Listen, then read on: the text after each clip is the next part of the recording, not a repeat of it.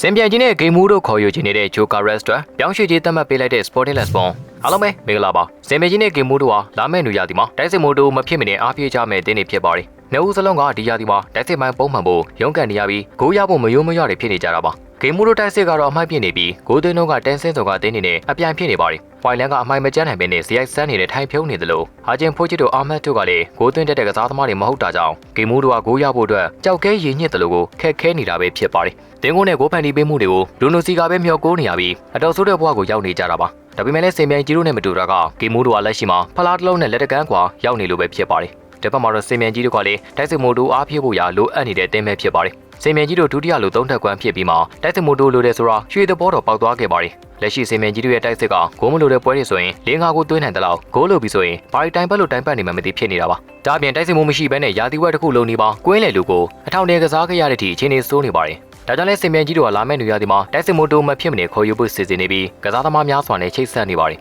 ဂိမ်းမူးတို့နဲ့တရင်ထွက်နေတဲ့ကစားသမားတွေကမာတီယက်စ်ကွန်ညာလီဒန်တီလက်တို့ဖြစ်ကြပြီးစင်မြိုင်ကြီးတို့ကတော့ရိုဒရီဂိုအန်တိုနီဂျော်ဒန်နီကိုဝီလျံစစ်ကိုအိုက်ဆက်တို့နဲ့နာမည်ထွက်နေတာဖြစ်ပါတယ်သူတို့နဲ့တင်းစလုံးနဲ့နာမည်ထွက်နေတဲ့ကစားသမားကတော့ Sporting Lisbon တိုက်စစ်မှု Vite Jokeres ပဲဖြစ်ပါတယ် Fabrizio Romano ရဲ့ဖော်ပြချက်အရ Jokeres ဟာဒီရာသီမှာတော့ Sporting Lisbon တင်းကနေဥရောပထိပ်သီးတင်းစီကိုပြောင်းရွှေ့တော့မှာဖြစ်ပါတယ်ဂိမ်းမူးနီးပြ Ruben Amorim က Jokeres ရဲ့ဆရာရင်းဖြစ်တာကြောင့်ကစားသမားအနေနဲ့ Old Trafford စီရောက်လာနိုင်ခြေရှိတာပါစင်မြိုင်ကြီးတို့ဘက်မှာလည်းနေ့စဉ်နေ့ပိုင်း Director တက်က Jokeres မှာ Jokeres ဖြစ်နေပါတယ် Jokeres ဟာ Amorim နဲ့တူ Sporting Lisbon မှာနှစ်ရှည်လာများလက်တွဲခဲ့သူဖြစ်ပါတယ်ချန်ပီယံရှစ်စစ်တိုက်ဆိုင်မှုတာရှိတဲ့ Jokeres ကို Amorim ကကမ္ဘာ့စစ်ကစားသမားဖြစ်လာအောင်တင်ပြောင်းပေးနိုင်ခဲ့တာပါဂျိုကာရက်စ်ရဲ့လက်ရှိဂိုးသွင်းတို့ကအာလန်ဟာလန်တက်တော်မှာပိုကျန်းနေပါတယ်တပွဲတစ်ခုနှုံးလောက်သွင်းထားနိုင်တာဖြစ်ပြီးဒီလောက်ကောင်းနေလေပြောင်းရွှေ့ကြီးကလည်းမြင်မာနေမယ်လို့ထင်ခဲ့တာပါဒါပေမဲ့လည်းထွက်ပေါ်လာတဲ့သတင်းတွေအရ Sporting ဟာဂျိုကာရက်စ်ကိုပြောင်းရွှေ့ကြီးယူရိုတန်း60ဝန်းကျင်ရရင်ရောင်းထုတ်သွားမှာပါဒါအစားချုပ်ဖြတ်သိမ်းကြီးတွေဘာတွေကြောင့်မဟုတ်ဘဲနဲ့ကစားသမားနဲ့အသင်းကြားကနှုတ်အားဖြန့်ယူထားတဲ့သဘောတူညီမှုကြောင့် Sporting ဟာဂျိုကာရက်စ်နဲ့လူကြီးလူကောင်းဆန်တဲ့သဘောတူညီမှုယူထားပြီးမဖြစ်နိုင်တဲ့ဈေးတွေကိုတင့်တော်တဲ့ဈေးနဲ့ပဲရောင်းချမှာဖြစ်ပါတယ်